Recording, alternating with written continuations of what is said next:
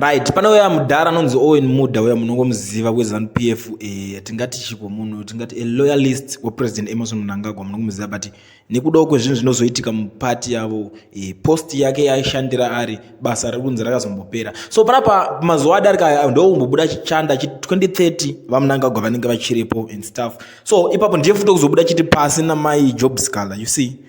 The same guy adzoka zvekare nhasi ane zvimwe zvaari kutaurawo panapa nyaya iripo pavidhio zvekare rekucirculator achiti youth ndimi magadhi epati, munofanira kudefenda musangano neleadership. Hamusingasiye Job Scaler achitaura zvaanoda, hamungasiye Ostalos achitaura zvaanoda, imi makapeta maoko, ndo mashoko aitaura. So ndakatarisa this guy problem iripo ndeyekudai so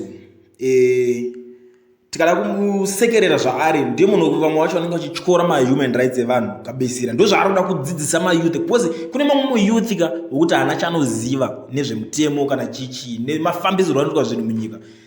Ngatisakanganwe guys pazvinhu zvese zvinoitika kuti president Emmerson Mnangagwa pavakapinda pachigaro vakati chii, madays avachangopinda, who doesn't know that vakati vanhu vakungobvunzwa kutaura zvavanoda, and politics ka yenge isingataurwa pese pese, hapana pauye kusvika pachitaurwa politics. Izvozvo ukaenda chero mashops pai vanhu vari kutaura zvavaronda vari free, you see. But this guy ndiye akudzoka ameno kuti mweya iwoyo akuti ndo uloya hwacho here. Ameno inini ndaenda ndirini zvangu president Mnangagwa, ameno zvandaibva ndatomita that is this guy, because zvaari kutotaura izvozvo ka ari kutopikisa nevision yemunhu yaari kufungidzwa kuti ari kumusapota, because this man ari kuzviti akauya kunoti vanhu vataura zvavanoda. President Mnangagwa ndo zvakataura akati no, vanhu ngavataura zvavanoda pamadezi akabva mugabe aya, no, vanhu ngavabvunza kutaura freedom of speech chichi. Freedom of speech kanzi ngaichi-exercise muZimbabwe. Tozviziva zvedu zvinotora makore kuti zvizonyatsosvika paposition, but kana tichinge taane vanhu vakaita sevava zvinoreva kuti senyika hatina kwatiri kuenda. Wakutodzidzisawo mayouth kuti hapana kana chavanoziva vazhinji vacho zvonzi guys, amen, munoionawo senyaya yemudharo. Inini zvangu ndikazora machitaura nezvayo munozoti